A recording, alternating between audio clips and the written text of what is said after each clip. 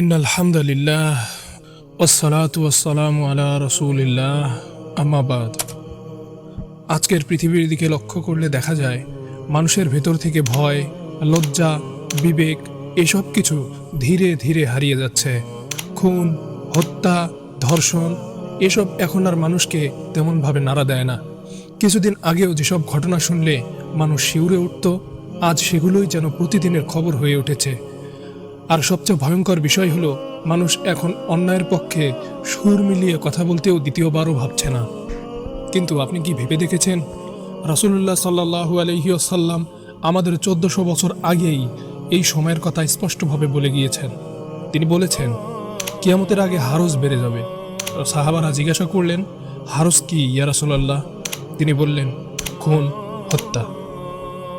আজ আমরা এমন এক সময়ের মধ্যে আছি যেখানে মানুষ জানেই না কেন তাকে হত্যা করা হয়েছে, সে জানেও না কেন তাকে হত্যা করেছে। অনেক সময় হত্যাকারী নিজেও বোঝে না এই কাজ সে কী কারণে করল। এটা শুধু অপরাধ না, এটা একটা ভয়ঙ্কর অন্ধকার যা মানুষের হৃদয়কে গ্রাস করে ফেলেছে। আরেকটি হাদিসে রাসূল সাল্লাল্লাহু আলাইহি ওয়াসাল্লাম বলেছেন, আল্লাহ ইলমকে মানুষের বুক থেকে উঠিয়ে নেবেন না, বরং আলেমদের মৃত্যু দ্বারা জ্ঞান অথবা ইলম উঠিয়ে নেবেন। তখন মানুষ অজ্ঞদের নেতা বানাবে, তারা ফতোয়া দেবে জ্ঞান ছাড়া, নিজেরাও পথভ্রষ্ট হবে, অন্যদেরকেও পথভ্রষ্ট করবে। আর চারদিকে তাকালে দেখা যায় সত্যিকারের জ্ঞানী আলেমদের সংখ্যা দিন দিন কমে যাচ্ছে, আর অযোগ্য লোকেরা সোশ্যাল মিডিয়ায় বসে বসে দিন নিয়ে বড় বড় কথা বলছে। মানুষ বিভ্রান্ত হচ্ছে, দলে দলে বিভক্ত হচ্ছে, একজন আরেকজনকে ছোট করছে, একজন আরেকজনের ভুল খুঁজতে ব্যস্ত। ফলাফল কি? দিনের সৌন্দর্য হারিয়ে যাচ্ছে মানুষের চোখে।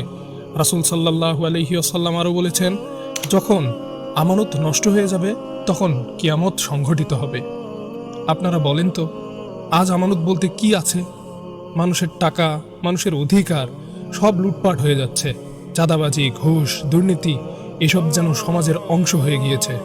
যে কাজগুলো একসময় লজ্জার ছিল, সেই কাজগুলোই আজ গর্বের বিষয় হয়ে উঠেছে। আরও ভয়ঙ্কর বিষয় হলো, রাসূল সাল্লাল্লাহু আলাইহি ওয়াসাল্লাম বলেছেন, কিয়ামতের আলামতের মধ্যে একটি হলো জিনা অর্থাৎ ব্যভিচার ব্যাপকভাবে ছড়িয়ে পড়বে। আজ আমরা তাই দেখছি। ধর্ষণ, অবৈধ সম্পর্ক, অশ্লীলতা, জিনা, ব্যভিচার সবকিছুই এসব এখন সমাজের প্রতিটি স্তরে ঢুকে পড়েছে। মানুষ এখন পাপকে পাপ মনে করে না, বরং কেউ কেউ এটাকে স্বাভাবিক বলে চালিয়ে দেয়। একটা সময় ছিল মানুষ গোপনে পাপ করত, লজ্জা পেত, আর আজ মানুষ প্রকাশ্যে পাপ করে এবং সেটাকে এমনভাবে প্রচার করে যেন সেটা তার কাছে স্বাভাবিক। রাসূলুল্লাহ সাল্লাল্লাহু আলাইহি ওয়াসাল্লাম বলেন, আমার উম্মতের সব লোক ক্ষমা পাবে, তবে যারা প্রকাশ্যে পাপ করে তারা ছাড়া।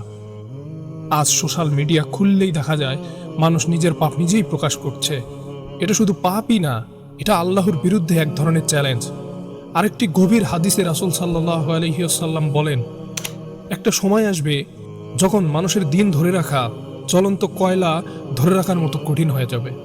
বরং জ্বলন্ত কয়লা হাতে ধরে রাখা সহজ হবে, কিন্তু মানুষের দিন ধরে রাখা অত্যন্ত কঠিন হয়ে পড়বে। একবার চিন্তা করে দেখুন, আপনি একটি গরম কাঠ অথবা গরম লোহা হাতে ধরে রাখার চেষ্টা করছেন, কিন্তু গরমের তীব্রতা এত বেশি যে আপনি সেটি ধরে রাখতে পারছেন না। যেমন জ্বলন্ত কয়লা হাতে ধরে রাখা যেরকম কষ্টকর, ঠিক তেমনি কঠিন হবে ঈমান অথবা দিন মেনে চলা। আজ যদি আপনি সত্যি কথা বলেন, মানুষ আপনাকে অপছন্দ করবে।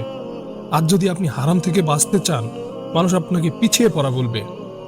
আপনি যদি নামাজ পড়েন, আপনাকে বলা হবে অতি ধার্মিক।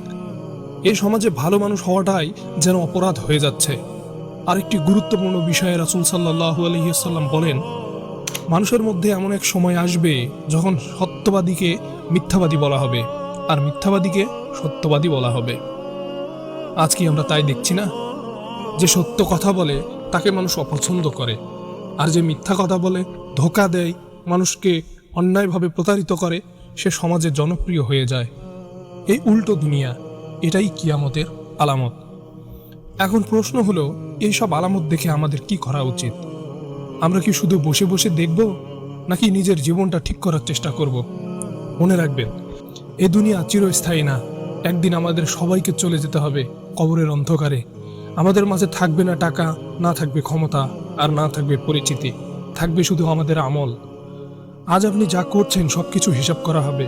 একদিন আল্লাহ তাআলা আপনাকে জিজ্ঞাসা করবেন, আপনি এই ফিতনার যুগে কি করেছিলেন? আপনি কি স্রোতের সাথে ভেসে গিয়েছিলেন, নাকি সত্যের পথে আপনি অটল ছিলেন? এই সময়টা খুব কঠিন, কিন্তু অসম্ভব না। যারা আল্লাহর দিকে ফিরে আসে, আল্লাহ তাদের জন্য পথ সহজ করে দেন। তাই এখনো সময় আছে নিজেকে বদলানোর, আল্লাহর দিকে ফিরে আসার এখনো সময় আছে।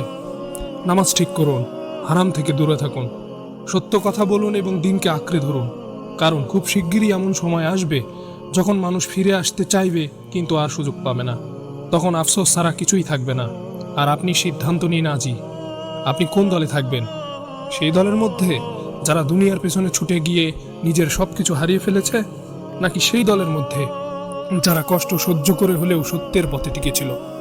এই দুনিয়া একটা পরীক্ষা, আর এই পরীক্ষার ফলাফল নির্ধারণ করবে আপনার অনন্ত জীবনের ঠিকানা।